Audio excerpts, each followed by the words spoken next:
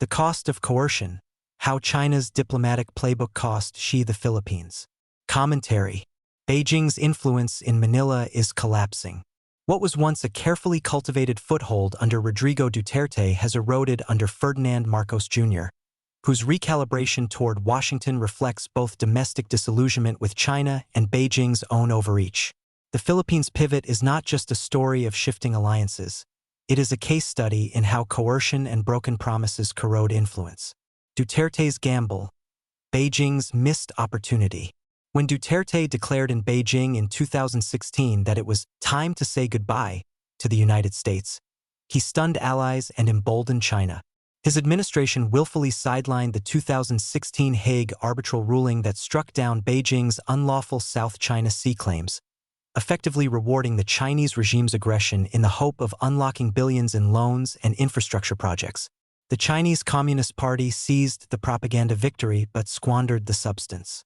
During Duterte's first visit to China, Beijing touted $24 billion in investment and credit lines, which expanded over time to roughly $30.5 billion in pledged development finance, more than China promised any other Southeast Asian state.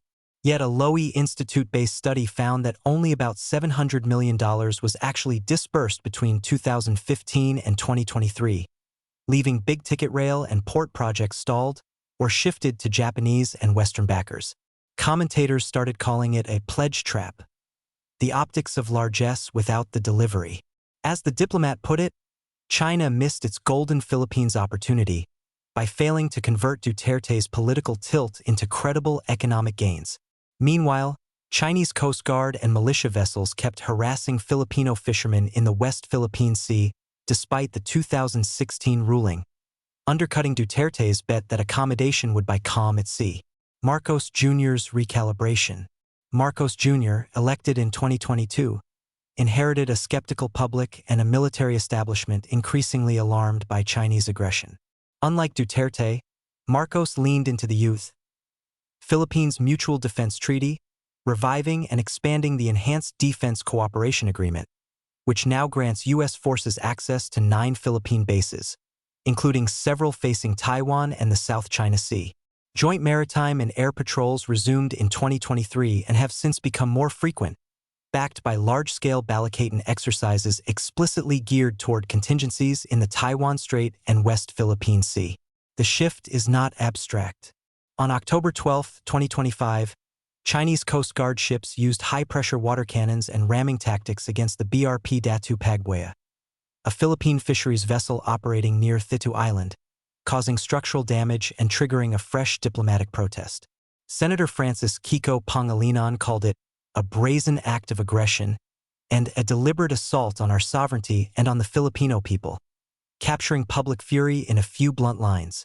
Washington's response followed a now familiar script. The State Department and Pentagon reiterated that any armed attack on Philippine armed forces, public vessels, or aircraft, including Coast Guard ships, anywhere in the South China Sea would invoke U.S. mutual defense obligations, language Washington has repeated since 2023. The new Task Force Philippines, announced in October 2025, is meant to hardwire that commitment into planning, not just press releases. Public sentiment: China's reputation collapses. The Philippine public has turned decisively against Beijing. A Pulse Asia survey commissioned by the We Protect Our Seas Foundation found that 77% of Filipinos now see the United States as the country best positioned to help manage Chinese coercion in the West Philippine Sea. Earlier polling showed that only 1% of respondents viewed China as a trusted development partner, and that more than 70% said they would not support pro-China candidates in the 2025 elections. This is not just elite politics. It is a grassroots rejection of the Chinese regime's tactics. Fishermen from Zambales and Palawan, civil society groups, and local governments have amplified video evidence of water cannon attacks and blocked resupply runs, making any future Philippine leader pay a domestic price for tilting back toward Beijing. Coercion that was supposed to intimidate has instead radicalized public opinion. Why the CCP is losing ground. The CCP's adversarial posture has backfired for several reasons. Its reliance on coercive diplomacy, harassment of Philippine vessels, rammings near 2nd Thomas Shoal and Thitu, and blockades at contested shoals, has alienated the public and hardened Manila's resolve. China's failure to deliver on infrastructure pledges exposed its economic statecraft as hollow. Consequently, Manila has begun unwinding from the CCP's Belt and Road Initiative, terminating or retendering key rail projects in favor of Japanese and Western financing.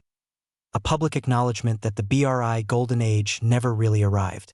By treating the Philippines as a subordinate rather than a partner, Beijing pushed Manila back toward Washington. Across the region, Hanoi's elevation of ties with Washington to a comprehensive strategic partnership, and Jakarta's deepening defense cooperation with Japan and the United States, show other countries quietly hedging against similar Chinese pressure. China hasn't just lost ground. It has turned itself into a cautionary tale. The U.S.-Philippines reset. Marcos has not only restored but expanded the alliance with Washington. Under his watch, EDCA implementation moved from legal limbo to reality, with construction at multiple sites and rotational U.S. deployments, including drone units, now explicitly tied to maritime surveillance in the South China Sea. The new bilateral defense guidelines and Task Force Philippines bring planners from both sides into a single frame for crisis scenarios, from blockaded resupply missions to more serious escalation. Symbolically, joint U.S.-Philippine patrols, often joined by Japan, now follow in the wake of Chinese water cannon incidents, turning what used to be isolated confrontations into triggers for a visible Allied presence. Unlike during Duterte's tenure, the Philippine public now overwhelmingly supports this closer alignment with Washington, so domestic politics and alliance strategy finally point in the same direction. The way forward. For Manila, the path ahead is clear but not simple. The U.S. alliance needs to be institutionalized, embedded in law, defense planning, and budget lines so it cannot be casually reversed by a single election. Partnerships should be diversified. Closer ties to Japan, Australia, and India can spread risk and reinforce deterrence without creating a new form of dependency.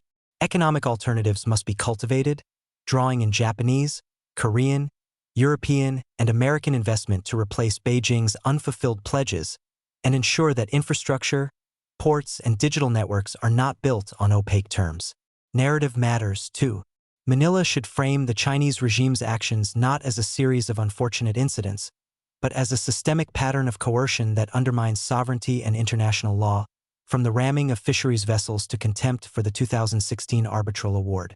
Positioning the Philippines as a frontline state defending UNCLOS and the Hague ruling gives it a natural rallying point with ASEAN partners and with like-minded democracies further afield. Conclusion.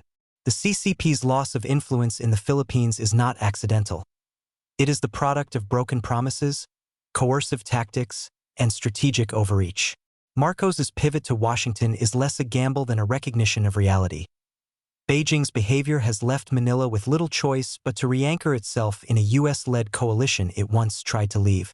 For Beijing, the lesson is stark.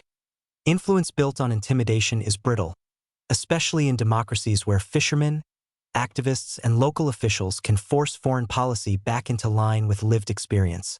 For Manila, the lesson is equally clear. Sovereignty is best defended through alliances and transparency, not accommodation and wishful thinking. The cost of coercion is now visible on the map. A U.S.-Philippines alliance that is stronger in 2025 than at any point in the Duterte years, and a CCP diplomatic playbook that has, at least in this case, outsmarted itself.